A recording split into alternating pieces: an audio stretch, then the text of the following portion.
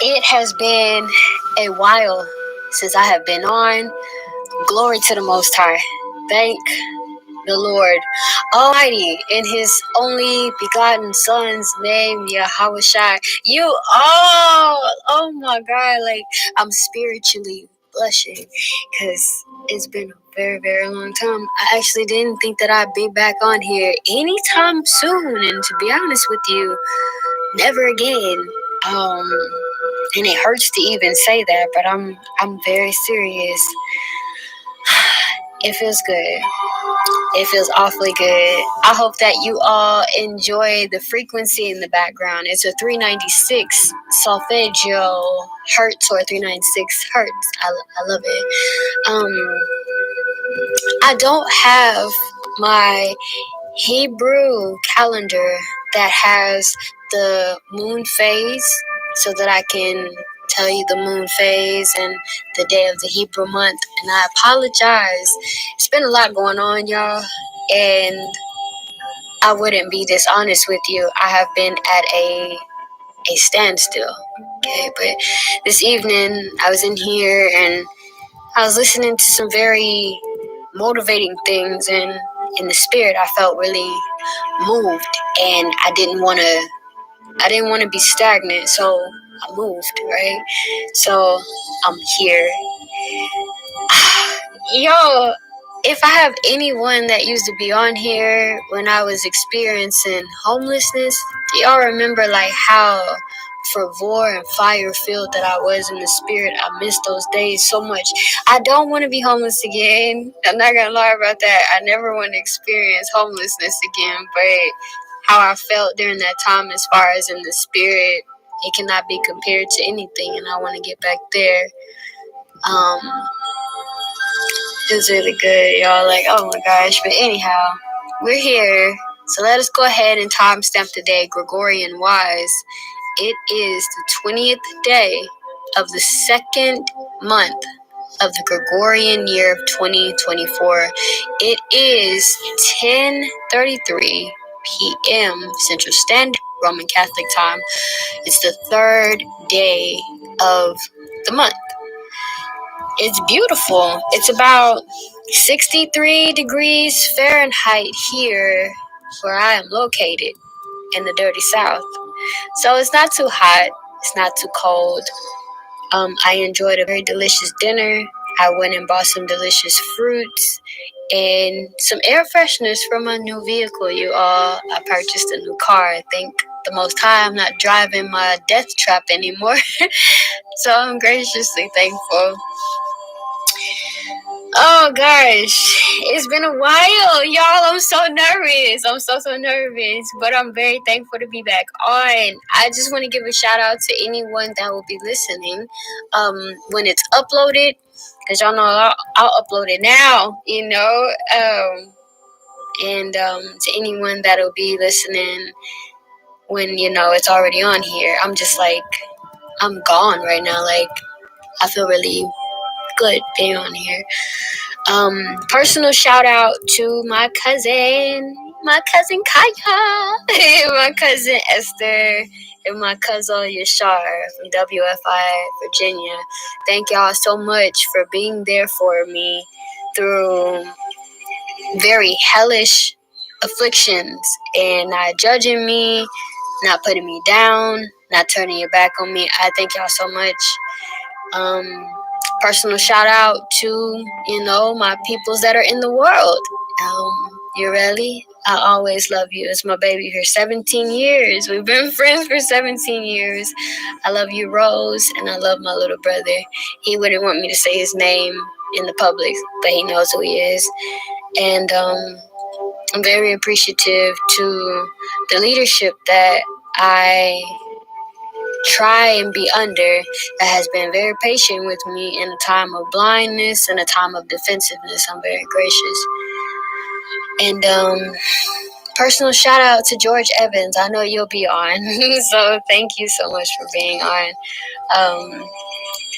We are going to be in the Apocrypha, the hidden books, my people, and we'll be in the Chamber of Wisdom. All right. We're going to be in the wisdom of Iephus, the fun of Sirach or Ecclesiasticus. So this is actually by Iesu, which is the son of Sirach, named after his grandfather. Okay. This is actually going to be chapter 2 that we'll be visiting, and I'm graciously thankful. And I hope that you all enjoy this reading. Please don't be leaving any mean feedback. I haven't been on in a while, so I'm gonna do the best that I can. Okay. You all know that I love prayer, so of course I want to open up with prayer. We're gonna bless the four corners, right? So if we could all ensure that, sisters, your heads are covered, for we know that our heads belong to the man, which belongs to Yahweh Shai, which belongs to Yahweh. And brothers, if I have any brothers listening, not to usurp authority, but please ensure that your heads are uncovered. Your head belongs to Yahweh Shai, which belongs to Yahweh. If we could make sure we're facing the east. If you have the ability to face the east, please make sure you're facing the east. And if not, physically in the spirit, that works just as fine. With further ado, we'll go ahead and bless the four corners. So we can go ahead and bow our heads and close our eyes. I would greatly appreciate it. Thank you.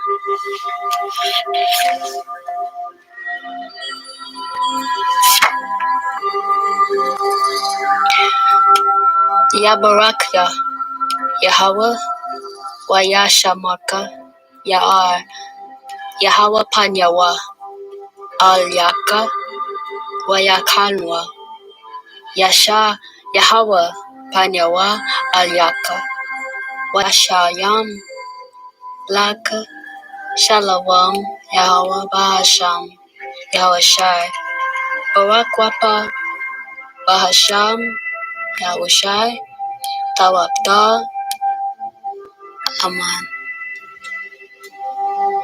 That is to say, He bless you, Yahweh, and He keep you.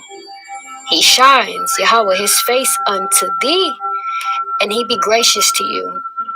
He lift, Yahweh, His face unto thee, and bring to you peace. Yahweh, in the name of Yahweh Shai, bless you, heal you. In the name of Yahweh Shai, thank you. So be it. Thank you all so much for staying tuned during prayer. You all know that I absolutely love prayer. I love the opportunity to incline in the spirit and decrease in the flesh. So I absolutely love that. It brings back so many memories. You all, goodness gracious, the affliction, I thought it stopped. It did not stop, y'all. It has renewed itself. It has renewed itself. So being afflicted, and affliction is beautiful. It's not anything that we should look down on or feel grievous about. That means that the Most High loves you, and the greater the affliction, the more beautiful you'll be in the spirit. Because I do desire to shed and purge my flesh as the Most High will, so that He can bring to end what He has begun in me. So I'm graciously thankful. As previously mentioned, we are going to be in the Chamber of Wisdom. I like to call it Ecclesiasticus, but I know the majority of us call it Sirach. So I'll use those names interchangeably. But we will be in the book of Ecclesiasticus. This is in the Apocrypha, the hidden books, right? This is the KJV version. As you all know, I do not read italics. The italics are not included in the actual scribing of the scriptures. So I'll skip over them. There will be occasions where I will read them, but for the majority of the point, I won't. I'm excited. So let us go ahead and turn in our KJVs with the Apocrypha, Cambridge, published from the year of 1611. The book of Sirach, chapter 2, verse 1. It reads, My son, if thou come to serve the Lord, Prepare thy soul for temptation. My people, it is awfully important that we understand that when we begin this walk with the Most High, it doesn't make your life easier. It doesn't. It's not going to be easier. It's not. It's actually most times going to be 10 times worse, right? And it's not for bad, but for good, because we know that the Most High chasten us like a man that loveth his son. Let's come over to the book of Proverbs, which is another chamber of wisdom. And I believe this will be chapter 3, if I'm not mistaken. I'm going by the Spirit as the Lord wills. So let's make sure I'm in the right portion. Yes, this is chapter 3, verse 12. It says, "For whom the Lord loveth, he correcteth, even as a father the son he delighteth." So it's a good thing that the Most High corrected you, right? If you love someone, you're going to correct them because you want to see them be better. You want to see them do better. You want to see them evolve to the best that they can be. You want to see the thing that you have begun in them be brought to finish. How much more the Most High? So please understand that when we step into this walk, it's not going to be easier. I want us to look up the word temptation. We're not going to look it up in a concordance. We're going to look it up in a basic Cambridge or Webster's dictionary. So let us look up the word temptation. This word temptation, it means an experiment, attempt, trial, proving. The trial of man's fidelity, integrity, virtue, constancy, and enticement to sin. Temptation, whether arising from the desires or from the outward circumstances, it's an internal temptation to sin. So please be informed, my people. If you come to serve the Lord, you have to prepare your soul for temptation. You know that thing, that nucleus that connects your spirit to your body? You got to prepare it for temptation. It's not going to be easy when you're walking in this walk. A lot of us have temptations that the other may not feel victim to, right? You may not have temptation with anger or loneliness or depression or feelings of suicide, right? Whereas I myself may not have feelings of wanting to eat swine or wanting to covet what my neighbor has or wanting to commit adultery or idolatry. But we all have temptations. And it is very expedient that we prepare ourselves, our soul, to experience this temptation. When you're trying to do better, there are going to be trials, afflictions, proving tests that try you to see if you're going to keep the law of the Most High. Come over here to the book of James. James 1. Y'all know I love the Epistle of James. We read it before. James 12-13. It says, "Blessed the man that endureth temptation, for when he is tried, he shall receive the crown of life, which the Lord hath promised to them that love him. Let no man say when he is tempted, I am tempted of God. For God cannot be tempted with evil, neither tempteth he any man. But every man is tempted when he is drawn away of his own lust and enticed." So we have to understand that you have to endure. You have to suffer patiently this proving that comes through temptation. What does this word endure mean, my people? Endure means to bear bravely and calmly. And it can be a challenge. And I'm speaking from experience. I'm not speaking as somebody that don't know. You got to be brave, and you got to endure this calmly. You got to bear it calmly. You know, when you lose your cool, you can't operate the same, right? Come over, stay in the same book.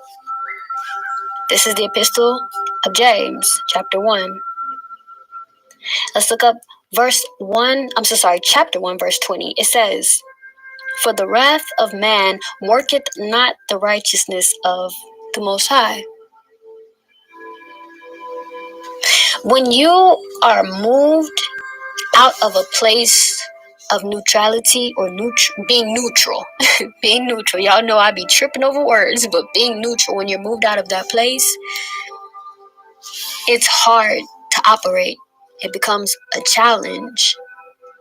So not only are you dealing with whatever temptation has aroused that has placed you in this point where you have been moved out of being neutral, but now you're dealing with trying to put yourself back at a neutral state, right? It can be challenging. And I'm not speaking as someone that act like I've never endured it before, act like I've never bared it before, act like I don't know. I'm going through it currently.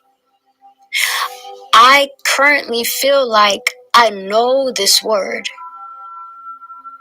like the back of my hand, but somehow along the way I have forgotten how to apply the word to my walk.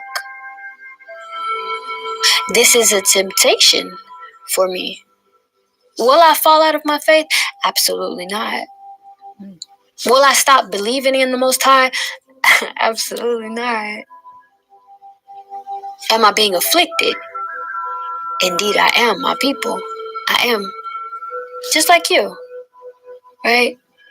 We're all being afflicted. But your affliction is not my affliction. Vice versa, my affliction is not your affliction. But we have to remember, my son, if thou come to serve the Lord, prepare thy soul for temptation. You got to be prepared to endure and stay calm. You got to. I want to reread James again, please.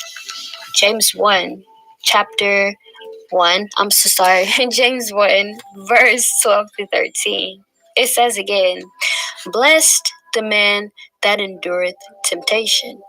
For when he is tried, he shall receive the crown of life, which the Lord hath promised to them that love him. Let no man say when he is tempted, I am tempted of God. For God cannot be tempted with evil, neither tempteth he any man." That's important for us to remember. We can't tempt the Most High with anything. We have to remember that the Most High has created everything. The earth is his very footstool. He does not even dwell in anything made by the hands of man. Come over here to Acts. Let's visit Acts really quickly here. And I believe it should be 17. But let me get there first. Yes. This is chapter 17 in the book of Acts, verse 24. "God that made the world and all things therein, seeing that he is Lord of heaven and earth, dwelleth not in temples made with hands." And we'll stop right there. That's just to say the Most High has created everything, including you. And you're made from dust of the ground. So there's nothing that we can do to tempt the Most High. You have to envision, if I have any mothers or fathers out there, right? You purchased the groceries, you've purchased the furniture, you got your kids in there. And your baby try to entice you with something that you purchased. They can't tempt you with it. You're the one that purchased it. It's the same thing. The Most High has created everything. There's absolutely nothing that we can say, do, nothing. We can't tempt the Most High.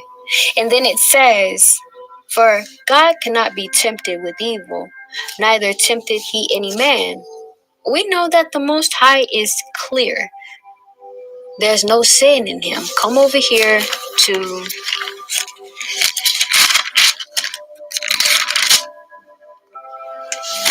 1 Timothy chapter 1, verse 17. It says, now unto the King eternal, immortal, invisible, the only wise God, honor and glory forever and ever. Amen. The Most High is not in a body, my people. He's not in a body, right? He doesn't have a flesh that his spirit is trapped in. Therefore, he's not tempted. It be the things of the flesh that tempt us. So we can't tempt the Most High. And he doesn't tempt you either. It be the things that you want to use to appease your soul. Come down to verse 14. It says, but every man is tempted when he is drawn away of his own lust and enticed. When you are drawn away of your own carnal appetite and attracted to that thing that has drawn you away, that is the thing that become your temptation. It's not the Most High. Come over to 1 Corinthians chapter 10, verse 13, because it's important to remember. There hath no temptation taken you, but such as is common to man. But the Most High, faithful, who will not suffer you to be tempted above that ye are able, but will with the temptation also make a way to escape, that ye may be able to bear. So since Yahweh doesn't allow you to be tempted past what you can bear, take into account how weak we are, my people. Think about Job. Then think about your greatest temptation. Did you curse the Most High? Or your walk? The Most High is not going to allow anything greater than you can bear. I know for the time being, and when you're going through it, it's a challenge. And we think we're not going to get out of it. We think we're going to fail. It's just like, it's a lie. It's a lie. Your mind takes over.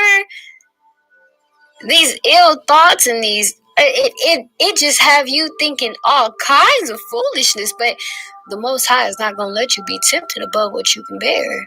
And you got to remember that.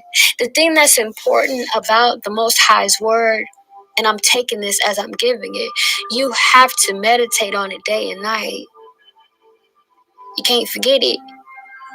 And then you got to apply it to your walk. My people, I tell you, for a time, I was forgetting to apply the word to my walk. I knew it, and I know it, and I can turn you to it, and I can read it to you, and I can define the words, and I know it. I got it. But, like, sister, how are you applying this to your walk? My walk had become so afflicting, my people. I was forgetting how to apply what I know to my walk. So I was leaving out all kinds of ingredients. My cake done fell. The icing won't even get hard where it can stick on the cake. And it's ugly, my people. So I'm not talking about something that I've heard, something that sounds good. I'm talking about something that I'm currently going through as of February 20th of 2024. So I know. You gotta meditate upon this word day and night. And you gotta know that the Most High's words are spoken. They're fitly spoken like apples of gold and pictures of silver. And God believed that He is a buckler unto those that believe and trust in Him. He's never been a wilderness to us, and we found no iniquity in Him. And what forefather of old have ever called on Him and have been confounded? Not one. We gotta remember those things. It's like in prosperity, we forget the affliction, but in affliction, we forget the prosperity. And just as the Most High is balanced, so too do we have to be. Yahweh Shai said, to be ye as your Father in heaven is perfect. So if the Most High is balanced, so too do you have to be. It can be good for a long time, but you better be ready to be afflicted. You better be ready to be proved. Come over here to the book of Deuteronomy, which I love. Y'all know this is my book. You better stop playing with me.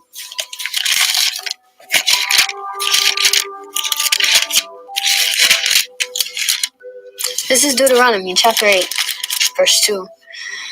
It says, and thou shalt remember all the way which the Lord thy God led thee these 40 years in the wilderness, to humble thee, to prove thee, to know what in thine heart, whether thou wouldest keep his commandments or no. Are you going to keep the Most High's commandments during this affliction while you're being proved? Or are you going to turn away and go back into the world and be worse than what you were before you came in? Are you going to be like a dog that turns to its own vomit? Is that what you're going to be like? Because you just could not stand this affliction. I'm being proved and I just can't stand it, Lord. I can't do it. I'm not strong enough, even though His word says that He's not going to give you more than you can bear. When you're going through it, it's a challenge, but we have to remember that His word, it will do what He has intended it to do. And I'm going to briefly paraphrase in the book of Ecclesiastes, it says that when He shoots, He doesn't miss. It says that He exalted His word above His name, that His word does what it is intended to do. The Most High spoke the end in the beginning. Who do we know that can speak the end in the beginning? This is a credible being outside of existence looking in at you. Our one day to Him is 1,000 years. His days are innumerable, like droplets to a sea. We have to remember how wise He is. And it gets challenging, my people. I know it do. Because it's like, I can't see you, Yahweh. You know? Talk to me, Yahweh. Hey, give me a sign, you know? Hey, drop something from the sky, you know? Just let me know you can hear me. You can see me. I know, my people. Look, I know. But even through the hardest of the hardest, we got to know that the Most High got us.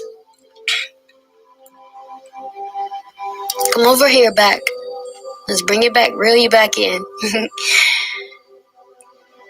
Verse 1 in chapter 2 of Ecclesiastes, it says, my son, if thou come to serve the Lord, prepare thy soul for temptation. Right? You have to desire to engage in short-term urges.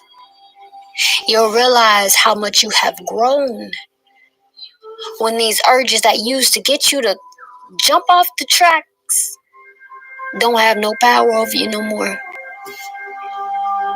You know, I know like about 2 years ago, there was a teaching that I did on here when I was going into detail about how my anger was, and it's not on here anymore. I put it on private.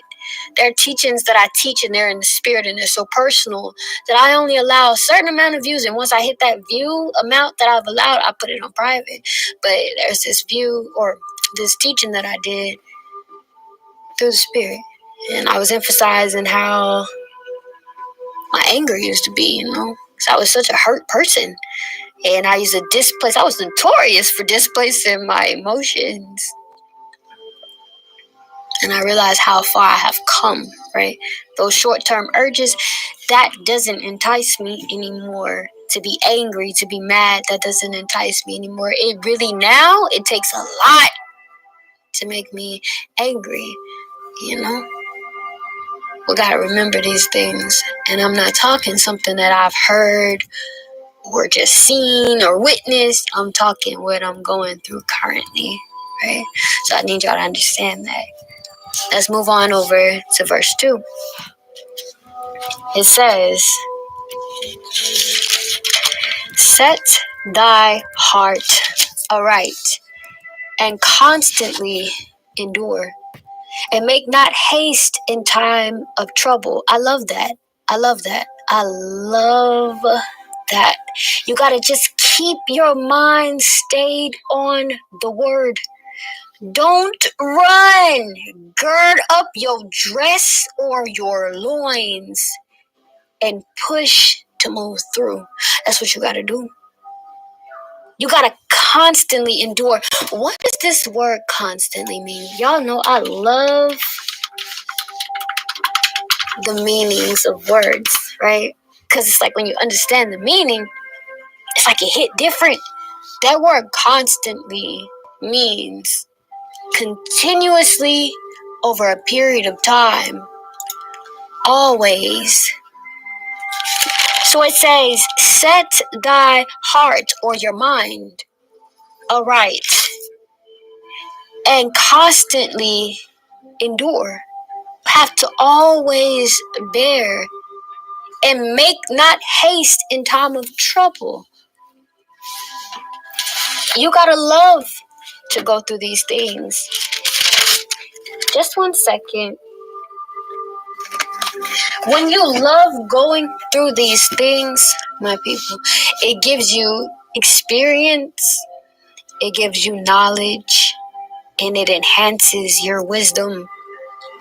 How can you tell someone how to overcome an addiction to drugs or alcohol or sex or adultery or or hatred or anger or the love of money?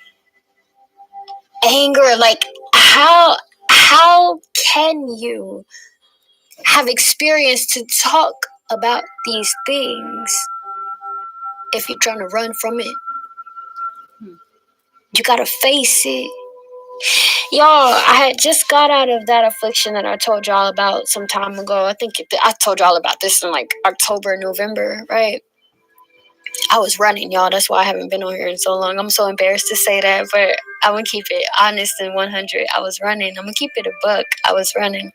I was running. I was running, y'all. I was about to go to Ghana. I was looking at land. I was looking at homes. I was running. Like, yo, she's a runner. She's a track star. That was me.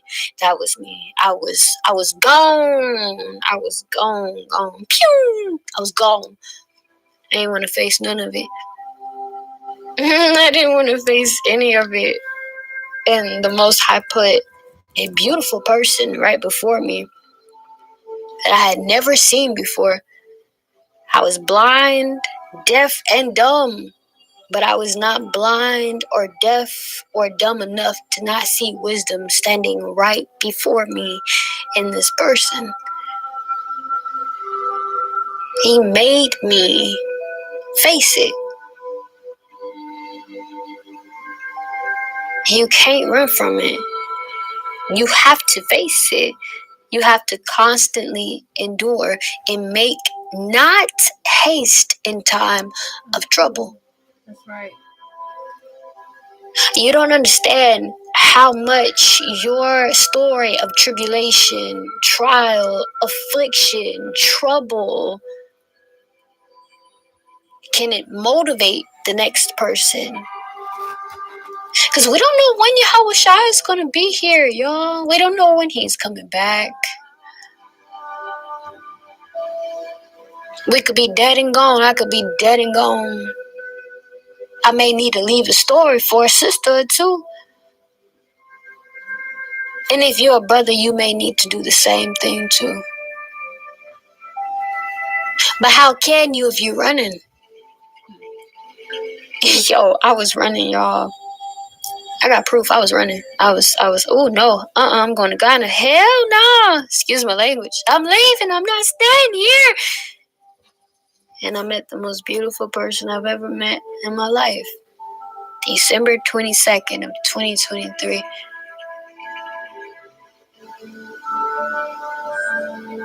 And I thought I knew it all. I thought, man, no, I know the scriptures, I know I got precept and this and this. Oh, man. It's always the seasoned individuals that get put in check by the ones that are newer in the faith. Their fervor and their fire is so much more hot than yours. It's like we forget. But you can't run, my people. I want to reread verse 2 one more time. It says, set thy heart aright and constantly endure, and make not haste in time of trouble.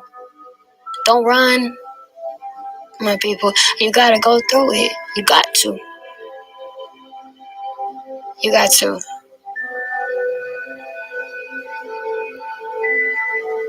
And to the one that has made me stand and gird up this dress and not run, I love you. And thank you. And yes, I will stand in the fire with you. Verse 3. It says, cleave unto him and depart not away, that thou mayest be increased at thy last end. You have to cleave unto the Most High. To cleave means to stick, to adhere, to hold on, to unite aptly. What does that word aptly means? It means in a manner that is appropriate or suitable and the circumstances. You have to stick, hold on, unite, adhere to the Most High. You have to secure yourself at the needle of the tent of the Most High so that you are not shook. Because the Most High can't be shook. So if you have cleaved unto the Most High, you've become one with Him, like mind with Him. You can't be shook. It says, and depart not away. Don't leave. Don't run. Stop running. Stop running. And I'm talking to myself. I'm taking this for myself too, my people. Stop running. What are you run? Where are you gonna go? You can't run from yourself. This person told me you can't run from yourself. I don't care where you go. You can leave the town, you can leave the state, you can leave the country. You're going to have to face yourself. And I'm like, oh my God, I do. And depart not away. Cleave unto the Most High, my people. It says that thou mayest be increased at thy last. You want to be increased at your last, right? Let me see if this particular verse coincides with this. Yes. Deuteronomy 4:24. It says, for the Lord thy God, a consuming fire, a jealous God. Who can be against you if the Most High is for you? Who can stand next to the Most High? A consuming fire? If you stand a few feet from a fire on this earth as a mere mortal, it's hot. You got to stand back. The Most High is a consuming fire. So if you have cleaved unto this fire in the spirit, Who can be against you, my people? You'll be increased at thy last. Come over here to chapter 10, verse 20. It says, this is just, we're not going to read that one. That's going to throw us off. That's a little bit more maturity. So I'm not going to read that one. But we're going to reread verse 3 again. It says, cleave unto him and depart not away, that thou mayest be increased at thy last. We want everlasting life. We want that incorruptible body. We don't want to be tempted no more. We want to be raised under Yahweh Shai. We want to know the law so that we are all on one accord. We want that. So you have to cleave unto the Most High and depart not away, that thou mayest be increased at thy last. Verse 4. Whatsoever is brought upon thee, take cheerfully, and be patient when thou art changed to a low estate. That's hard for a lot of us. I'm speaking from experience. Whatsoever is brought upon thee, take cheerfully. That word cheerfully means noticeably happy and optimistic. What does optimistic mean? It means hopeful and confident about the future, right? You have to think like this, like, how can this improve me? What character will be built in me from this experience? That's how you gotta think. That's optimism. Optimistic. So whatsoever is brought upon thee, you have to take it cheerfully. You gotta be noticeably happy about it, right? You could be beat down so low. Because I think at this point in my life, I wouldn't lie to you, I think this is the hardest I've ever been beat down, y'all. Like, goodness gracious. But I remember in times past when I was a little bit younger, and when I would open up to certain people that I could trust at that time, and I would kind of emphasize and talk about the things that I was going through, and they'd be like, you would never know until you tell somebody, because you were so good. That's because I was noticeably happy and I was optimistic. Could nothing bring me down. And I want to get back to that point. I was cleaving unto the Most High aptly, right? Suitable in the circumstance, right? In a manner appropriate. I was stuck to him like glue. I adhered to him. You understand? So it says, whatsoever is brought upon thee, take cheerfully, and be patient when thou art brought to a low estate. When your rank is lowered, be patient. I like that word patient.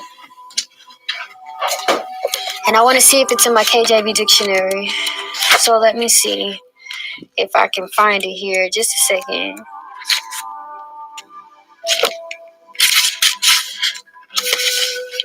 This word, patient. I have patience, but I want patient. So let me look them up in my Merriam dictionary. That word patient means able to accept or tolerate delays, problems, or suffering without becoming annoyed or anxious. Who can really admit that you are able to accept or tolerate delays, problems, or suffering without becoming annoyed or anxious? It's a challenge. It is. It's a big challenge, because it's like, oh my God, I don't want to go through this. Oh my God, Lord, I thought you loved me. Oh my God, Lord, I'm so tired of this. I thought I didn't. What did I do? That's how we be sounding. But you gotta humble down. You have to remember that the Most High don't owe you nothing. And that is an honor that you even know the word as it is written. You know, somebody can look at this word, read it verbatim, and still parakeet the things that they've learned in a Christian, Baptist, Catholic church.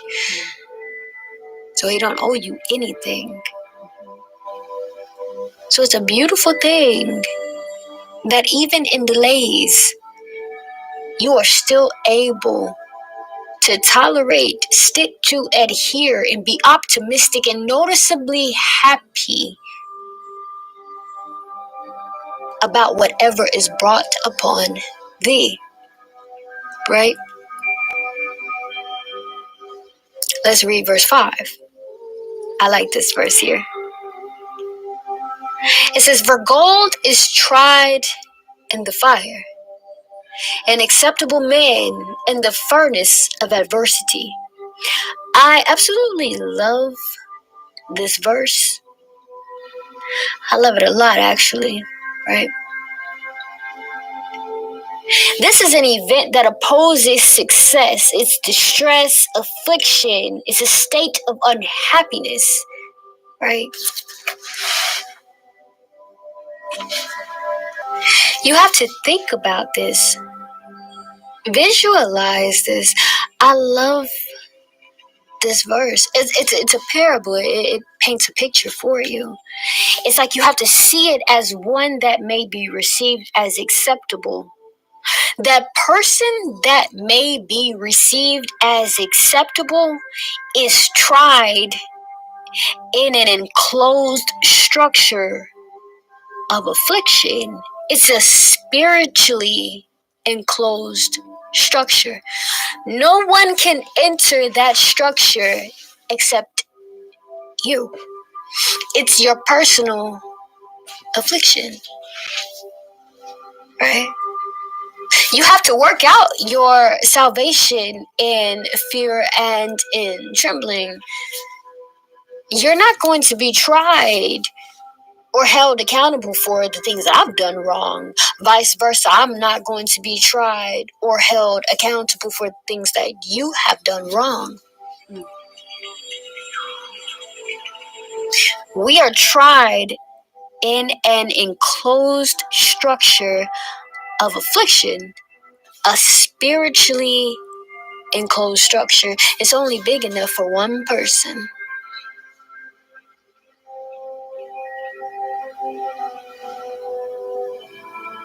For gold is tried in the fire, an acceptable man in the furnace of adversity. So that acceptable man is like the gold. And that furnace of adversity is the fire. Come over here. I love this. To the book of Luke. You remember I did this teaching some time ago, my people. It says here it is. Oh my God, this teaching is so old. I don't even remember how old I was. Chapter 3 in the book of Luke, verse 16, it says, "John answered, saying unto all, I indeed baptize you with water, but one mightier than I cometh, the latchet of whose shoes I am not worthy to unloose. He shall baptize you with the Holy Spirit and with fire."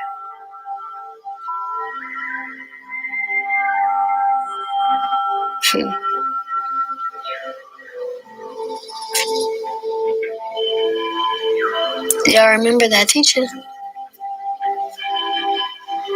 I wish I trying you by fire, trying you by the word, because you remember in Romans 12:2. Let me come over here real quick. I feel like I'm all over the place. And if you follow along, say I'm on. And I hope that we're following. I speak to those that know the law. It says Romans 12:2. "And be not conformed to this world, but be ye transformed by the renewing of your mind, that ye may prove that good and acceptable and perfect will of God." You got to be renewed, my people. You got to be renewed. And it's with this truth that sets you free, that will renew you. Come over to John 7:38, I think it is, because that's one of my favorite verses. Yes, 7:38. He that believeth on me, as the scripture hath said, out of his belly shall flow rivers of living water. So when you are tried in this fire, it is to see if you are going to hold up. If you are being tried in the fire, it's a spiritual affliction to see if you're going to be held up or see if you're going to hold up. The Most High is incorruptible. His law is incorruptible. So when you are conformed by the renewing of your mind, which is the understanding of this word as it is written, you then become incorruptible, right? Because you're taking in the thing that be incorruptible. Because what is it? The sin is the thing that kills us. For sin is the wage of death. For the wage of sin is death. My apologies. So if you're taking in that thing that's incorruptible, being tried in this fire, you won't be destroyed.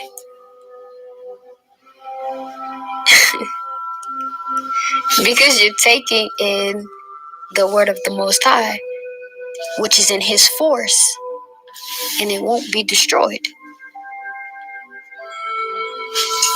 So you've been tried to be purged, to be proved. What is it that I can fix on you? Are you even worth bringing out of this fire?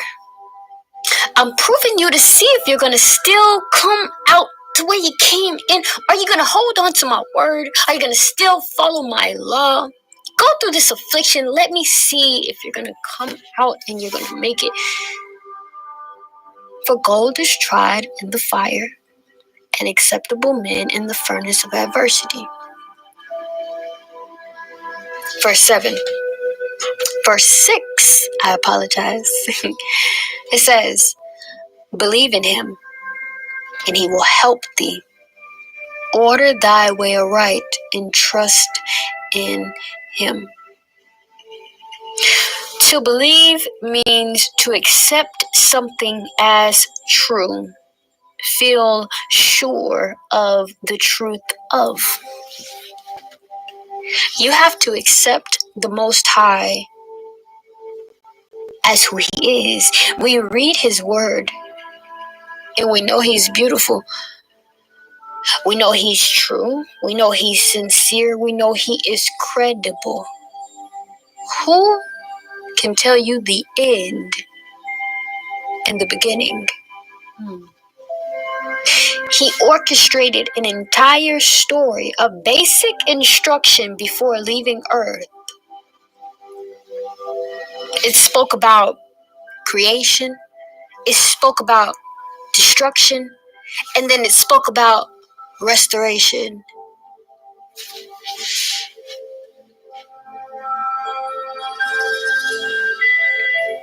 You have to accept the Most High as true. You have to feel sure of the truth of the Most High. He is the truth. That's the thing. That's the thing. He is the truth. That's the order of faith. You gotta believe he will help you and he will order your way. That's the order you gotta take. Ain't no other way. Believe in him and he will help thee. Order thy way aright and trust in him. You can't get to questioning the Most High, thinking that you could do it better than he can. This being is outside of existence. He literally wrote the end in the beginning. How? I can't even wrap my mind on how that's possible. Can you bring back the day that has passed? Can you show the image of a voice? Can you tell me the circuits that the raindrops fall through? Or the circuit that the moon and the sun follow every day? Can you show me how the Most High keeps the waters from passing a certain point? Or what he uses to hold up the firmament? Can you tell me the depths of the deep? You can't. But the Most High can. We are literally limited to this point where we are. And I'm speaking as a person that is enduring this, that's going through this as I speak. You gotta trust him. And I wouldn't lie, it'd be so challenging because the only thing you can see is, oh Lord, my bills are due. Rent is due. This congregation hate me. They think I'm a liar. They think I'm an adulterer. They think they can't trust me. This person won't leave me alone. They're trying to make me look bad. Wait, that's all we can see. But it be those very things that develop the best character in the being that the Most High wants you to be. You have to be patient and cleave unto Him, and you gotta take it cheerfully. That's right. You gotta adore the trying, the proving. Mm-hmm. Do you know how many people would adore to be in that place? I'm on suspension right now. I don't know where I'm gonna go. Or I'm about to lose my job. There are men harassing me in my apartment complex, following me.